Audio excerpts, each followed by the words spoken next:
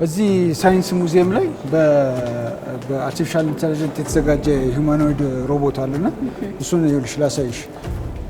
አሁን ይሄኛው አይኑን እንደ ካሜራ አይነት ነገር ተጠቅሞ የአይን አለው በደንብ የሚያይ እጆቹ እግሮቹ በደንብ እንደ ሰው የሚንቀሳቀሱ ጣቶቹ ያሉታ እና እንደ ሰው ተንቀሳቅሶ ስራ መስራት የሚችለው ተብሎ የሚገመተው ይሄኛው ነው ማለት ነው። ያው ሰውን ይተካል ተብሎ በሳይንስ ተስፋ የተጣለበት። መልካም ተመልካቾቻችን እንደምን ሰነበታችሁ? ትኩረቱን በዲጂታል ቴክኖሎጂ እና ኢትዮጵያን በስፋት የምንመለከትበት ሳምንታዊው የቴክኢት ፕሮግራማችን ተጀምሯል።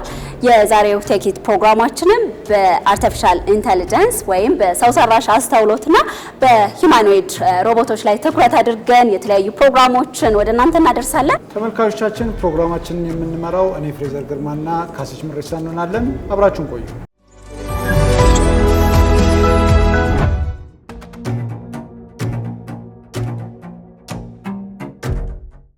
ተመልካቾቻችን ቴክኢት ዝግጅታችንን ነው እየተከታተላችሁ የምትገኙት። በሀገር ውስጥና በዓለም አቀፍ ደረጃ በዲጂታል ቴክኖሎጂ ላይ የወጡ አስገራሚ አስተማሪ ዜናዎችን፣ መረጃዎችን ወደ እናንተ የምናደርስበት ሰዓት ነው። ከሰሞኑ ከተከሰቱ ጉዳዮች አንዱ ኢትዮጵያ ከ29 ሀገራት ጋር በመሆን ዓለም አቀፍ አርቲፊሻል ኢንተለጀንስ ትብብር ድርጅትን መስርታለች።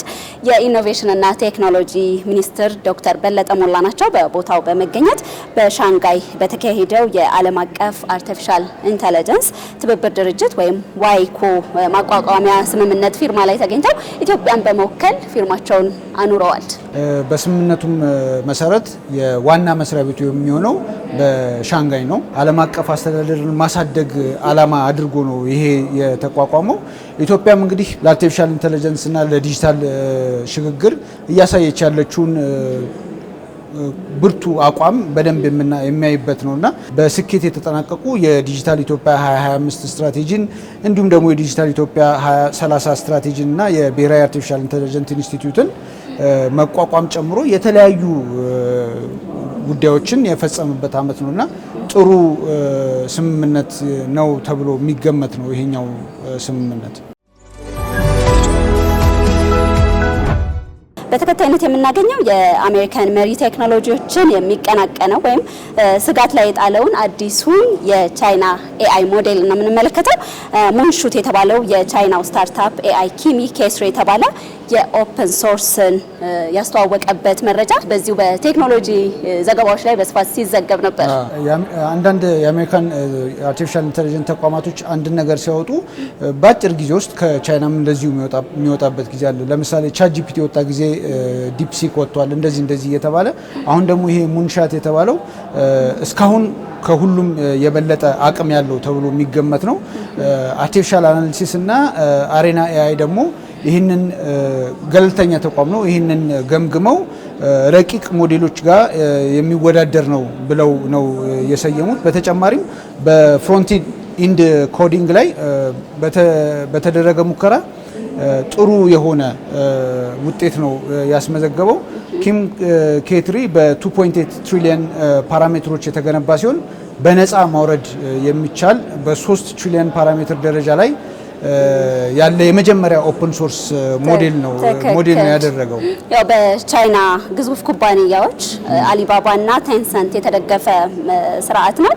ውስብስብ የምህንድስናና የኮድ ስራዎችን በትንሽ የሰው ክትትል ለማከናወን የተነደፈ ነው ይላል ኩባንያው።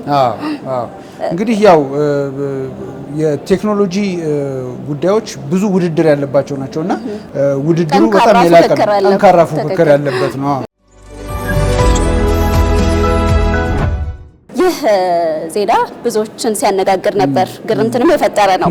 የኦፕን ኤአይ ሞዴሎች ከሙከራ በማምለጥ የሳይበር ጥቃት ሰነዘሩ የሚል ነው። ከዚህ በፊት እንግዲህ የሳይንስ ፊክሽን ፊልሞች ላይ በብዛት እንመለከተው ነበር ያለ እንደዚህ አይነት ጉዳዮች እና የበርካቶች ስጋት እንደሆነ ይገለጻል። በተለይም ኦፕን ኤአይ ሞዴሎቹ በራሳቸው ፈቃድ ሃጊንግ ፌስን ስርዓት በደህንነት ሙከራ ወቅት ሰብረው መግባታቸው ተገልጿል። ይህ በጣም አስገራሚ ነው አይደል? ባለፈው ሳምንት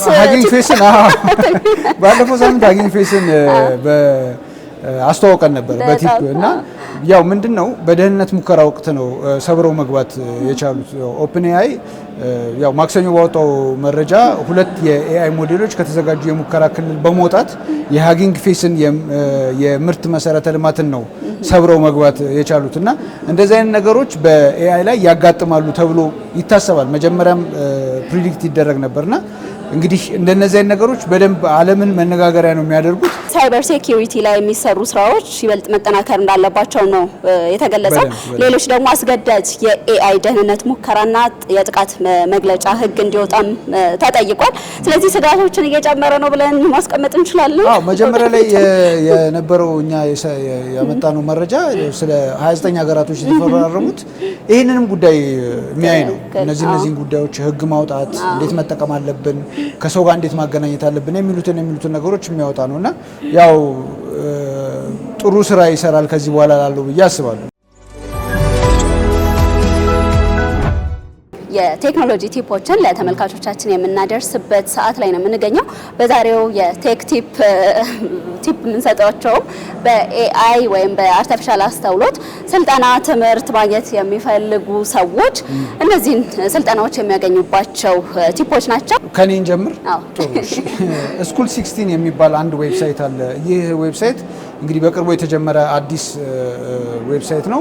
ምንድነው በጣም ኢንትረስቲንግ የሆነው ነገር ሰዎች ስራው ላይ ሆነው ለምሳሌ እንደ ሴልስ፣ ከስተመር ሰክሰስ ወይንም ደግሞ ማርኬቲንግ የመሳሰሉትን ስራ የሚሰሩ ሰዎች ስራው ላይ ሆነው ስራውን እንዴት እየሰሩት እንደሆነ አርቲፊሻል ኢንተለጀንስ እንዴት እየተጠቀሙ እንደሆነ እነ ቻት ጂፒቲን እነ ጄሚናይን እንዴት እየተጠቀሙ እንደሆነ የሚያሳዩበት ዌብሳይት ነውና እዛ ዌብሳይት ላይ ገብተው ሰው ስራ ላይ እንዴት እየተጠቀሙ ነው የሚለውን የሚማሩበት ነውና ነፃ ዌብሳይት ነው። በጣም ጥሩ ትምህርት የሚያገኙበት ነው። እኔ ጋር ያለው ደግሞ ማቨን ይባላል። ከ6 ዓመታት በፊት የተጀመረው ሌላው ኩባንያ ማቨን ይባላል። በተለያዩ የሙያ ዘርፎች በተሰማሩ ባለሙያዎች በሚሰጡ በቀጥታ ስርጭትና በቡድን ላይ የተመሰረቱ ትምህርቶች ላይ ትኩረት ያደርጋል። ከነዚህ ውስጥ አንዱም ሰው ሰራሽ አስተውሎት በገጹ ላይ ተወዳጅነትን እያተረፈ ያለ ዘርፍ ነው። ይህንን በመጠቀምም በቀጥታ ኦንላይን ገብተው እነዚህን ትምህርቶች ማግኘት ይችላሉ። ካልተመቻቸውም ሪከርድ ተደርገው የተቀመጡ ቪዲዮዎች አሉ። በሚፈልጉት ርዕሰ ጉዳይ ላይ ከዚሁ ከአርቲፊሻል ኢንተለጀንስ ጋር በተገናኘ ትምህርት ማግኘት ይችላሉ። ተመልካቾቻችን የዛሬው የቴክ ኢት ፕሮግራማችን እንደተመለከታችሁት ነበር። እኔ ፍሬዘር ግርማና ካሰች መረጃ ስናቀርብላችሁ ቆይተናል። የሚቀጥለው ሳምንት እስክንገናኝ ድረስ መልካም ሳምንት።